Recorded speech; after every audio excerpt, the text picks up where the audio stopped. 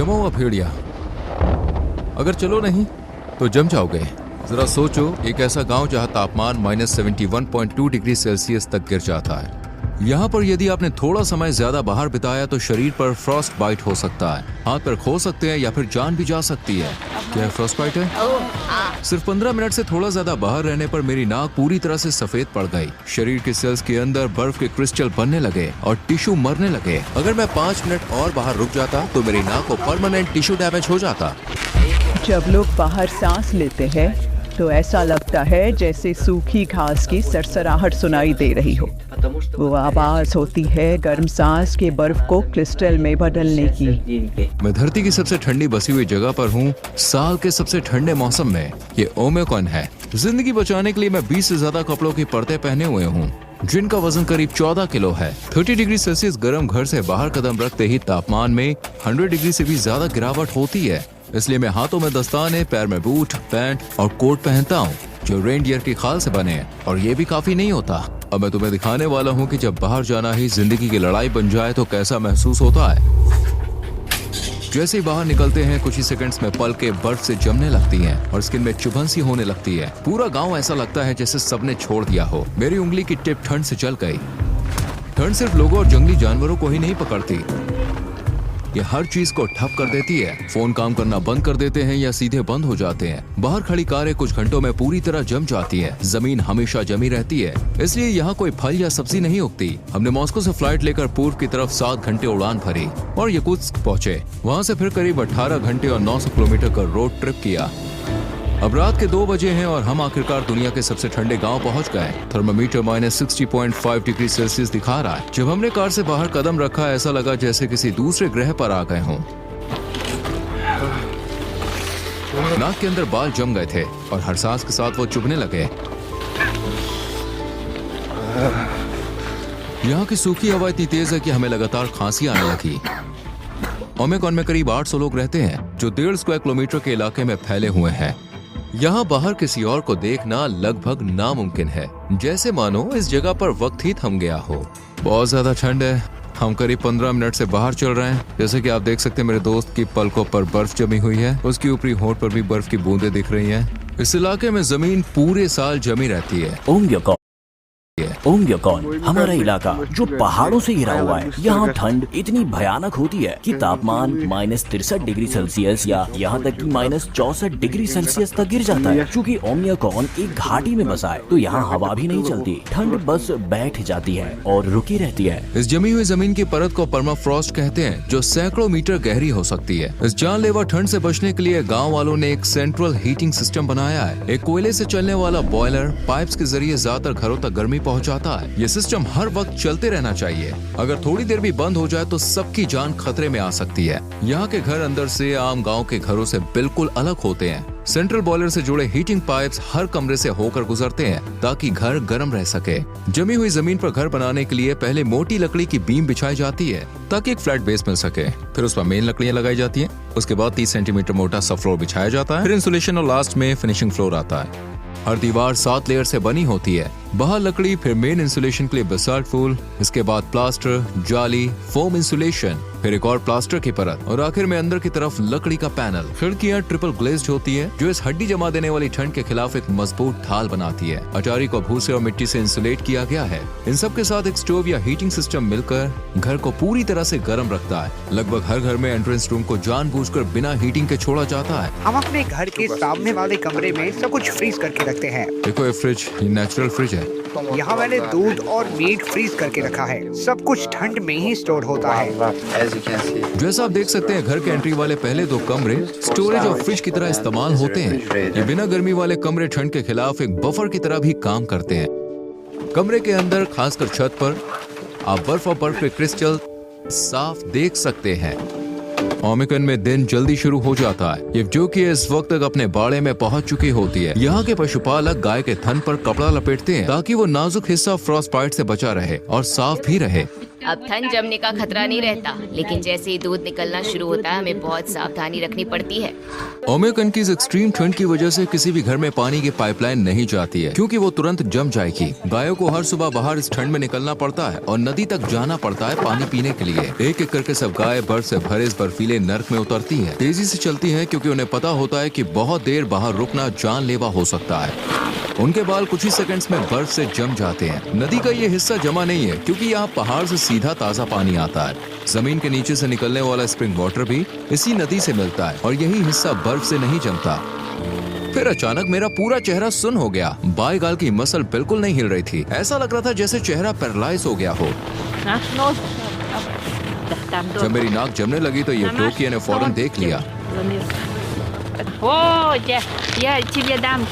क्या Frost bite है? ठंड की वजह से ब्लड वेसल्स सिकुड़ जाती है, जिससे ब्लड सर्कुलेशन कम होने लगता है। जब शरीर के अंदर गर्मी नहीं रहती तो हर सेल के अंदर मौजूद पानी बर्फ बन जाता है और वो बर्फ के क्रिस्टल सेल्स को फाड़ देते हैं। इससे तेज चुभन होती है और टिश्यू मरने लगते हैं। तुम्हें अपना चेहरा ढक लेना चाहिए, ऐसे चलते वक्त मुंह ढक कर चलो। ध्यान रखना वरना ये काला पड़ सकता है। लेकिन जैसे जैसे डॉक्यूमेंट्री आगे बढ़ती गई और तापमान और भी नीचे गिरने लगा, हम अपनी लिमिट्स को पुश कर रहे थे ताकि आपको दिखा सके कि यहाँ जिंदा रहने के लिए असल में क्या क्या करना पड़ता है। अब इस पॉइंट के बाद डॉक्यूमेंट्री शूट खत्म होने तक मैं एक बार में 10 मिनट से ज्यादा बाहर नहीं रह सकता, वरना मेरी नाक जो पहले ही फ्रॉस्टबाइट का शिकार हो चुकी है वो और खराब हो जाएगी। ये है इलाज, ये एलोवेरा और सिर्फ अल्कोहल है। इसे ऐसे भिगोकर उस हिस्से पर लगाओ जो जम गया है, और हाँ, उसे रगड़ना नहीं, वरना वेसल्स और कैपिलरीज को नुकसान पहुंच सकता है और जख्म बन सकते हैं।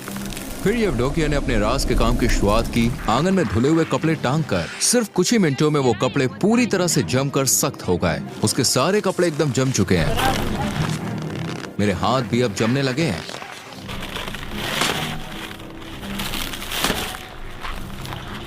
इसके बाद वो सीधे अपने बाड़े की तरफ गए गायों का दूध निकालने के लिए। मैं याकुट की गाय पालती हूँ क्योंकि इनका दूध बहुत हाई क्वालिटी का होता है। इनमें फैट कंटेंट 7 से 8% तक हो सकते हैं। जैसा कि आप देख सकते हैं छत पर कुछ बर्फ और बर्फ के क्रिस्टल जमे हुए हैं, लेकिन अंदर का माहौल फिर भी गर्म है। दीवारों के किनारे भी बर्फ से ढके हुए हैं। छत से कुछ पानी की बूंदें टपक रही हैं जो अंदर की नमी की वजह से है। पूरा कमरा घास, गर्म दूध और जानवरों की एक सोंधी सी खुशबू से भरा है। अब हम मिलने जा रहे हैं घोड़ा पालक से। हम देखेंगे याकुत के जंगली घोड़ों को उनके असली घर में। मिखाइल, रूही, ये रहे याकुत घोड़े। यहाँ की हालत इतनी सख्त है कि सिर्फ यही घोड़े खुद को इस माहौल में ढाल पाए हैं। आज तापमान कितना है? यहाँ का तापमान करीब -50 डिग्री सेल्सियस है और बाहर ज्यादा देर रहना मुश्किल होता है। हमारे पास खुले मैदान में फेंसिंग का एक सिस्टम है। ये घोड़े ज्यादातर खुले में ही चरते हैं। इन याकुटियन घोड़ों को गर्म शेल्टर की जरूरत नहीं होती। ये -70 डिग्री सेल्सियस की ठंड में भी दिन रात खोले में रह सकते हैं। आम घोड़ों की तुलना में ये कद में थोड़े छोटे होते हैं, जो इन्हें सर्दियों में बाहर रहने में मदद करता है। क्योंकि छोटा शरीर मतलब कम एरिया में गर्मी बरकरार रहती है। इनका शरीर काफी फूला हुआ, मोटा और गोल दिखता है। ये इनकी मोटी फर की वजह से है और उनके खुर भी काफी लंबे हैं, जो उन्हें इस जमा देने वाली जमीन पर बहुत देर तक खड़े रहने देते हैं। इन्हें पकड़ा नहीं गया है, इन्हें बस यहाँ खाना खिलाया जाता है। इनका शरीर ही इनका खाना है। यह है घोड़े का मांस। यहाँ लोग इसे खाते हैं। जैसा आप देख सकते हैं इसमें काफी फैट है। ये एक पैकेट है घोड़े के मांस का पैकेट। ये किसी कस्टमर ने ऑर्डर किया है और इसे भेजा जाएगा। ये जो सूखे घास का ढेर आप देख रहे हैं, इसे गर्मियों में इकट्ठा करके रखा गया था। सर्दियों में यही घोड़े का मुख्य खाना होता है। खाइल ने हमें अपने घोड़े का मांस और लिवर चखने को दिया, जिसे इस इलाके में सिर्फ कच्चा और जमा हुआ ही खाया जाता है। घोड़े का कच्चा मांस। इसमें ढेर सारे विटामिन और जरूरी न्यूट्रिएंट्स होते हैं। क्योंकि यहाँ फल सब्जी नहीं होती, तो हमें सारे विटामिन मीट से ही मिलते हैं। इसका स्वाद बर्फ जैसा है, कुछ महसूस नहीं हो रहा क्योंकि ये पूरी तरह से जमा हुआ है। और ये है लिवर। ओमिकन में जनवरी के महीने में दिन की रोशनी सिर्फ करीब 4.5 घंटे तक रहती है। अभी दोपहर के 3 बजे हैं, अंधेरा छा रहा है और हम आज का दिन यहीं खत्म कर रहे हैं। पुराने जमाने में जब गाड़ियां नहीं थी तो यहाँ ट्रांसपोर्ट के लिए घोड़े, गाय, बैल और खास तौर पर रेनडियर का इस्तेमाल किया जाता था। इस इलाके में रेनडियर बहुत अहम माने जाते हैं, सिर्फ ट्रांसपोर्ट के लिए नहीं बल्कि उनके मांस, खाल और दूध के लिए भी। गांव के सेंटर से करीब आधा किलोमीटर दूर ओमेकन के जमे हुए जंगल शुरू हो जाते हैं। इस गांव में ज्यादातर लोग पशुपालन करते हैं, लेकिन इवान जैसे लोगों के लिए शिकार ही उनकी कमाई का सबसे बड़ा जरिया बन जाता है। मैं जंगली आदमी हूँ। ये मेरी शिकार वाली जगह है और ये है मेरा टेंट, मेरा घर।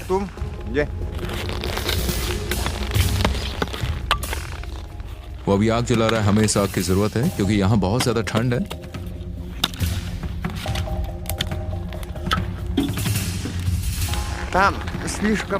हमें सिर्फ रास्ते पर चलना चाहिए, नीचे की बर्फ पतली है। हम जमी हुई नदी की तरफ जा रहे थे जहाँ इवान ने एक दिन पहले मछली पकड़ने का जाल लगाया था। इवान ने हमारे कैमरामैन को टाइम पर रोक लिया। वो बर्फ की एक टूटी हुई सतह पर कदम रखने वाला था, एक गलत कदम और वो पानी में गिर सकता था ओ रुको। और भीग सकता था। एक बार सर्दियों में जब इतनी ही ठंड थी, मेरे पापा जंगल में अपने घोड़े पर सवार होकर घूम रहे थे। वो बर्फ के अंदर गिर गए और तुरंत ही ठंड से जमने लगे। जब उन्हें एहसास हुआ कि आसपास कोई गर्म जगह नहीं है और मदद मिलने का कोई चांस भी नहीं, तो उन्होंने खुद को गोली मारने का फैसला किया ताकि धीरे धीरे दर्दनाक मौत न झेलनी पड़े। थोड़ा पानी लेंस पर गिर गया। ओह माय गॉड, ये तो अभी से जम गया। हमारा कैमरा पहले इतनी ठंड में ठीक से काम नहीं कर पा रहा था और अब ये जमी हुई लेंस तो बिल्कुल बेकार हो गई है। हमें इसे छोड़ना पड़ेगा। जाल निकालने के लिए वो एक छोटी फावड़े से छेद से बर्फ हटा रहा है। जैसी मछलियां बर्फीली हवा में आई वो कुछ ही सेकंड्स में मर गईं। पानी अंदर से गर्म था लेकिन बाहर आती ये मछली शॉक में आ गई और पूरी तरह से जम गई। अब वो जमी हुई मछली को पकड़कर थोड़ा गर्म कर रहे हैं अपने हाथों से रगड़कर, ताकि उसे काटना आसान हो जाए। फिर बड़े ध्यान से वो उसे पतली स्लाइस में काट रहे हैं। जमी हुई और कच्ची जंगली मछली जब ये फ्रीज होती है तो ऐसा लगता है जैसे आप सिर्फ बर्फ खा रहे हो। इसे नमक के साथ खाना चाहिए। सर्दियों में मछलियों में ढेर सारे विटामिन होते हैं। टेंट के अंदर गर्मी है लेकिन बाहर की परत पूरी तरह से बर्फ से जमी हुई है। आप देख सकते हैं वो आग को तेज कर रहे हैं और थोड़ी मछली प्रकृति को अर्पण कर रहे हैं। हे प्रकृति की आत्मा, हमारा ये तोहफा स्वीकार करो। हमें शिकार में सफलता दे और अपनी जमीन की समृद्धि से हमें नवाजें। उनके शमानी विश्वास के मुताबिक उन्हें शिकार की आत्मा को संतुष्ट रखना होता है, वरना अगली बार शिकार में कुछ हाथ नहीं लगेगा। अब हम जंगल की तरफ बढ़ रहे हैं। इवान इस बार कोई बड़ा शिकार करना चाहते हैं। ऐसा लग रहा है जैसे यहाँ से अभी अभी कोई जानवर गुजरा है। जमीन पर पैरों के निशान और थोड़े पेशाब के धब्बे दिख रहे हैं। देखो, ये रोड डियर के पैरों के निशान हैं। हम उसके काफी करीब आ चुके हैं। क्योंकि मैं 10 मिनट से ज्यादा वक्त तक बाहर ठंड में खड़ा रहा, मेरी नाक फिर से सुन्न होने लगी। अब मुझे और सावधान रहना पड़ेगा। मुझे अपनी नाक महसूस ही नहीं हो रही है। ओके, उस तरफ से वो भागते हुए जंगल की ओर गया था। ओके। मैं जाल वहीं लगाऊंगा। उन्हें उम्मीद है कि कोई बड़ा जानवर इसमें फंसेगा। शिकारी को पता है कि जानवर हर दिन एक ही रास्ते पर चलता है, इसलिए वो उसी रास्ते पर जाल बिछा रहे हैं।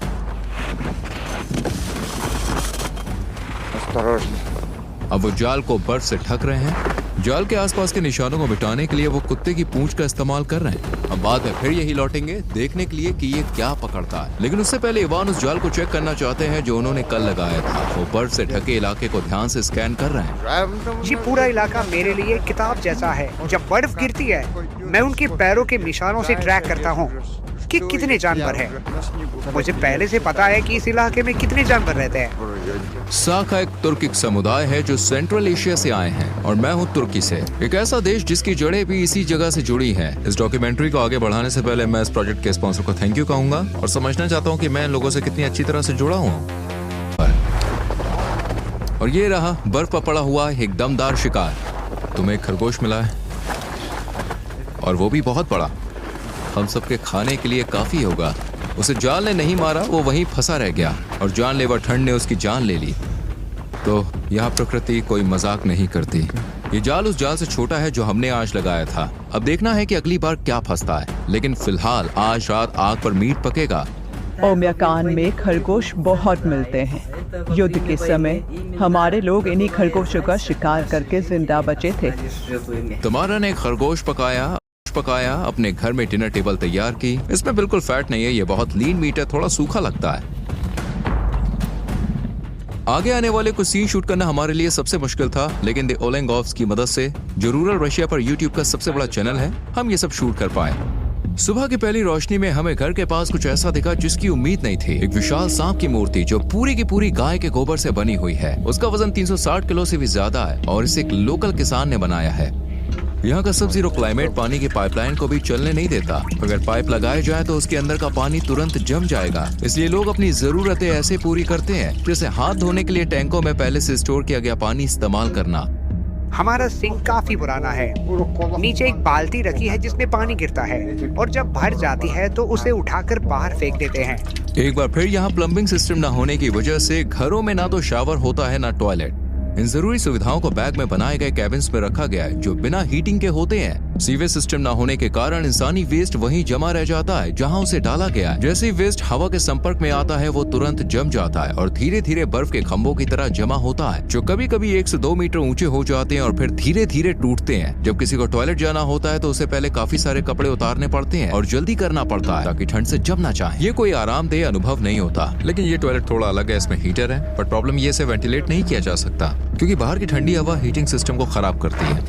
ओह, देखो, अरे वाह। इस तरह के टॉयलेट को ठंड से बचाने के लिए अब भी इस्तेमाल किया जाता है। हालांकि इसके अंदर अक्सर तेज बदबू जमा हो जाती है।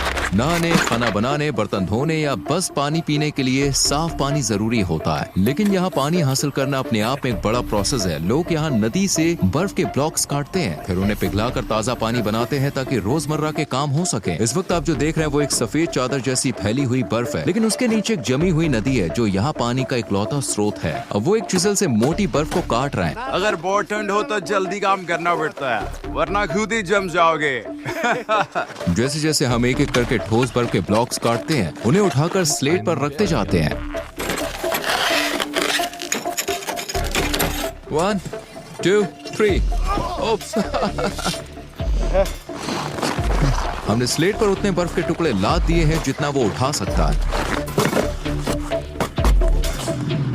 हमारे पूर्वज इन बर्फ के ब्लॉक्स को बैलगाड़ियों से ले जाते थे। निकोलाई, ये कितने दिन चलेंगे? मेरा परिवार बड़ा है, ये शायद 2 या 3 हफ्ते चल जाएंगे। ये बड़े बड़े बर्फ के टुकड़े या तो घर के अंदर के किसी ठंडे कमरे में रखे जाते हैं या फिर सीधे बैकयार्ड में बाहर। वो इन बर्फ के टुकड़ों को ड्रम में डालते हैं, फिर जब ये पिघल जाते हैं तो उन्हें पीते हैं। बल्कि वो अपने पड़ोसियों के साथ भी इसे बांटेंगे ताकि सभी लोग इस साफ पानी से नहा सकें। इस गांव में नहाने की शुरुआत नल खोलने से नहीं होती, बल्कि लकड़ियां काटने से होती है।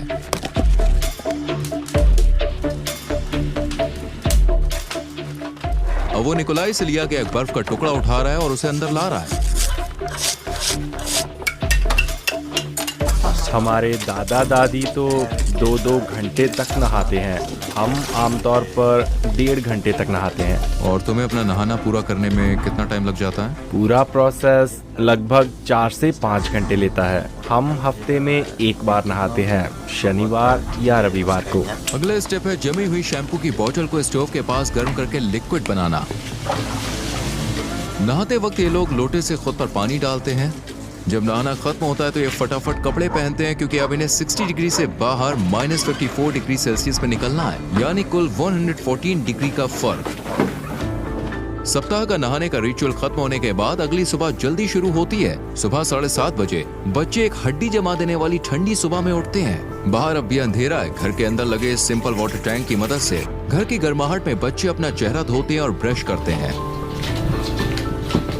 लेकिन बाकी जरूरतों के लिए अभी भी उन्हें बाहर वाले टॉयलेट का ही इस्तेमाल करना पड़ता है। जोएना अपनी बेटियों को स्कूल के लिए तैयार करने में मदद करती है। बच्चे कई लेयर के कपड़े पहनते हैं ताकि बाहर के सफर में ठंड से बचे रह सकें।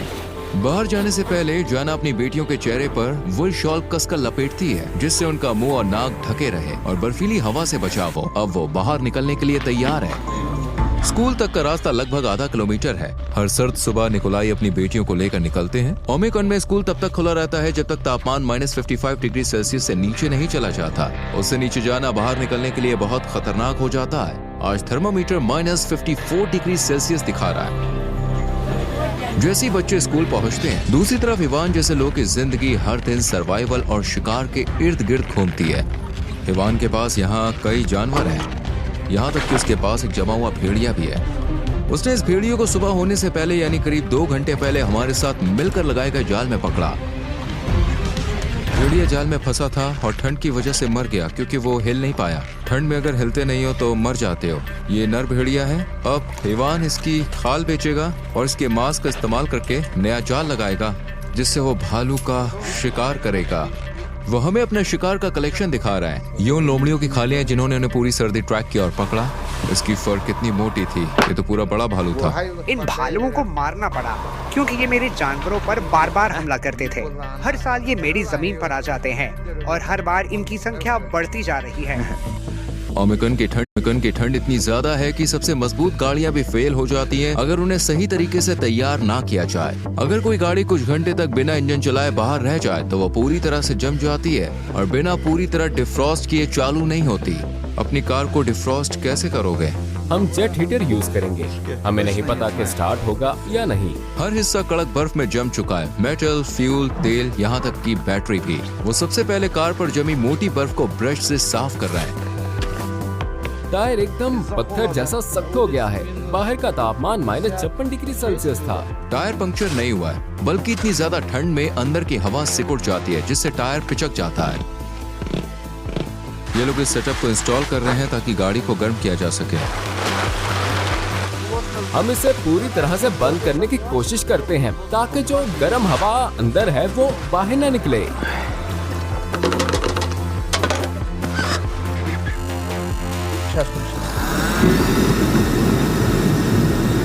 ये लो, इसे पकड़ो।